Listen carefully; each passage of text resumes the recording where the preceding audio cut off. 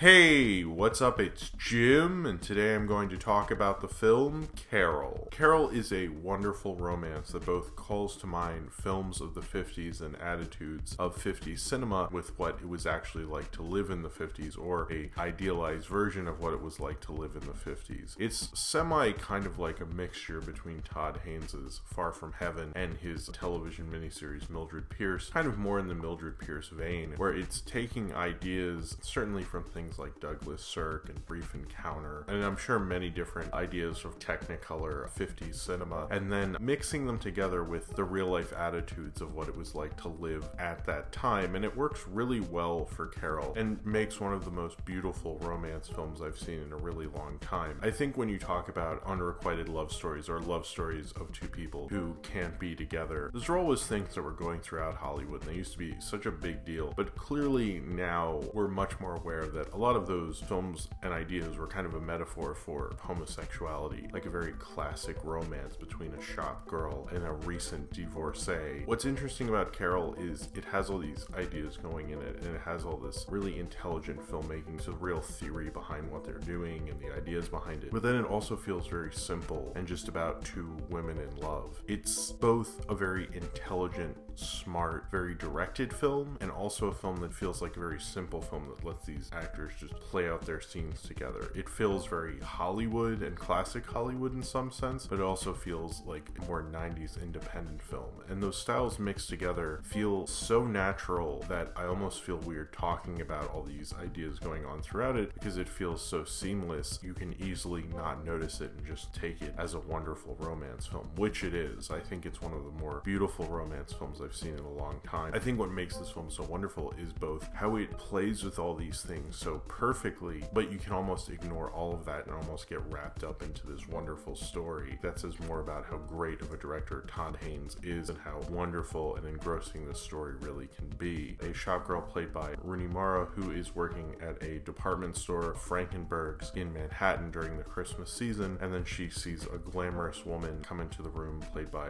Cate Blanchett, or Carol, who is just looking for a doll for her daughter, and they strike up a conversation, and she has a train set mailed to her home, but she also leaves her gloves at the department store, and Rooney Mara's character makes sure they are mailed back to Carol. Rooney Mara's character and Carol strike up a relationship and a friendship, which eventually becomes more than that after they go on a car trip to the West, as Carol has gotten an injunction to not see her daughter from her husband, played by Kyle Chandler, because they are divorcing, and he knows about her various lesbian affairs that she's had before and continues to have with someone like Rooney Mara. So they go west and eventually start consummating more of their relationship, and the relationship becomes more romantic and deeper as they keep going deeper into America as well. One of the ways this film's very classic Hollywood is the casting of Cate Blanchett as Carol. This film's really from Rooney Mara's perspective. It's interesting, it's called Carol and most people think of it as Cate Blanchett first. It's really a film about Rooney Mara's character. We're almost seeing Cate Blanchett through her perspective, although there are scenes that break that perspective quite frequently, but for the most part we're seeing it from her perspective. Cate Blanchett almost feels like someone who, if this was a classic Hollywood romance, she would be played by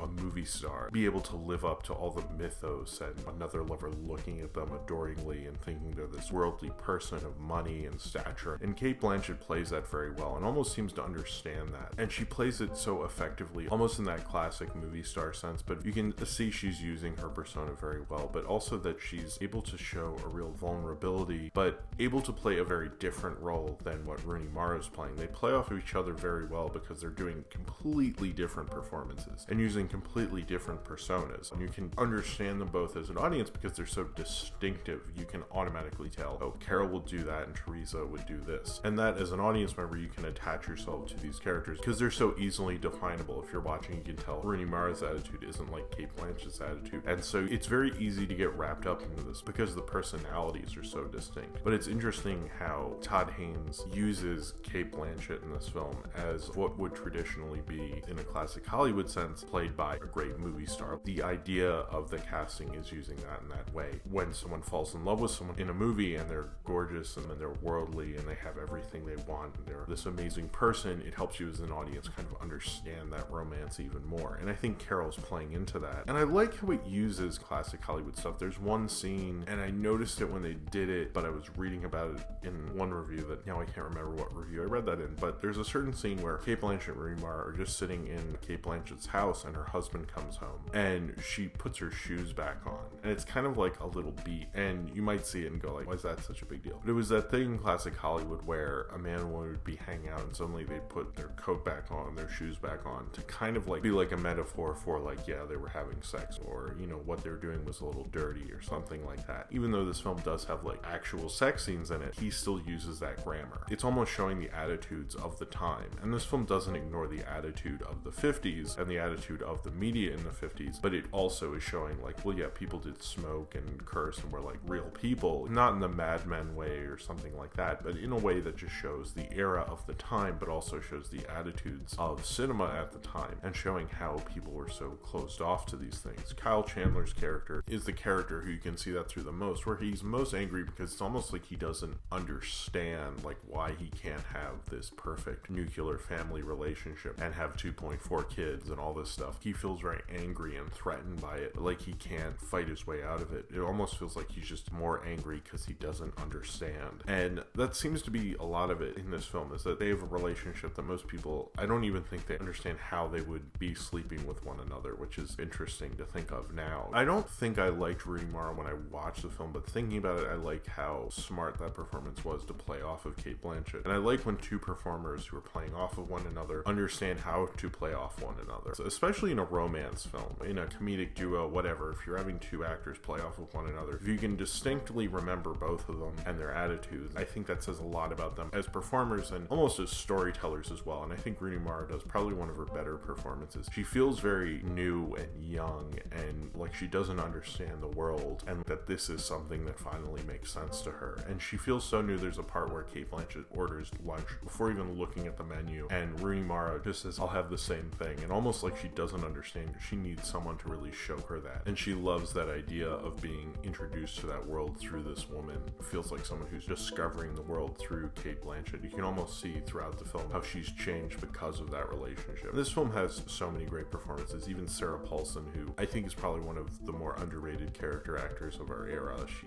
knows how to play things so naturally and perfectly. One of the things I really like about this film is the cinematography by Edward Lockman, who's worked with Todd Haynes, I think, consistently since Far From Heaven. What he does is, oftentimes there's all these shots like from outside looking in, from outside the window looking in. There was one shot that looked like the camera was in a car. There was all these shots that almost looked like I was looking at it voyeuristically. It almost makes it feel more forbidden, like I've accidentally walked in on this happening and I'm not supposed to see it. And it makes it feel like that idea that this was forbidden then, that this was not allowed, and that this was considered perversion. And it adds to that attitude at the time. You really feel the attitude of the 50s in this film, which is very interesting. I think it has a lot of great theory to the cinematography. Oftentimes how they frame things made me understand how the characters were alone, made me understand how they had to have their emotions hidden, how they'd have friends that didn't know about these things. Even if they could be semi-good friends, they wouldn't really know these people because of the attitudes at the time. And that cinematography very much played up that, but in a way that frames the film very perfectly, because they have this hidden romance. It's very kind of thoughtful and arty cinematography, but it works so well. One of the hardest things really to do is to combine art house tendencies with more of a mainstream kind of a film. And this is like doing that, but with art house tendencies in a very classic Hollywood story. I think Todd Haynes is very good at doing that. I saw this with my wife and she noticed this. She's a big Brief Encounter fan, although I am as well. Brief Encounter is one of the greatest romances of all time. And they use the framework of Brief Encounter at the beginning and the end. And if you've seen Brief Encounter, you know the framework where her friend comes in and sees her and just stops her and the guy talking to one another. And they do the same framework in Carol. The guy who wrote Brief Encounter, which this is all like my wife came up with all this, the original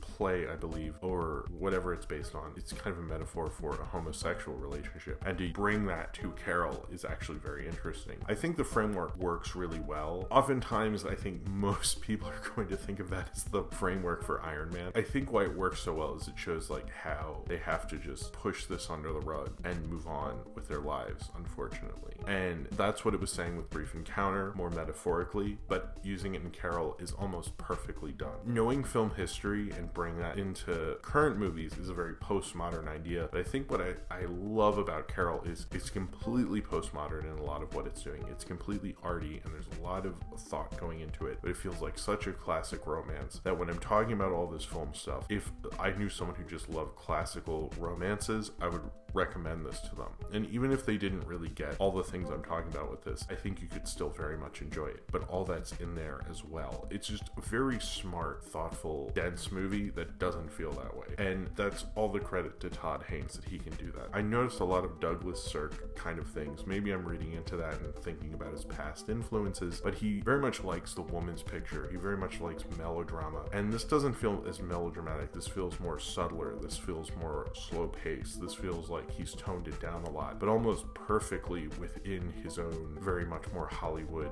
style. As someone who made a miniseries of Mildred Pierce, he's done that in a more kind of natural way. This feels more like the director of Mildred Pierce in a way than Far From Heaven and I'm Not There. And I like his versatility, but I like how smartly made this was, but how beautiful and how transformative you saw that romance was, and how it really felt like it captured how a romance would be between these two characters at the time. And I think Todd Haynes I've always thought each of his films are a masterpiece, and I think Carol is very much in line with that. It's yet another masterpiece from Todd Haynes. It's a thoughtful, artful, beautiful romance of a film. It does feel like it's maybe at a distance with the voyeuristic idea, but I didn't feel like it was at a distance from it at all. It's kind of the way classic Hollywood used to be, but kind of almost showing what classic Hollywood would be if it really met with the art house and kept evolving. And I almost feel like Todd Haynes is that in a lot of ways, but also being a very masterful, artful director, showing one probably his greatest real romance film, or his great classic Hollywood romance. So if you have seen Carol and you would like to talk about it, then comment below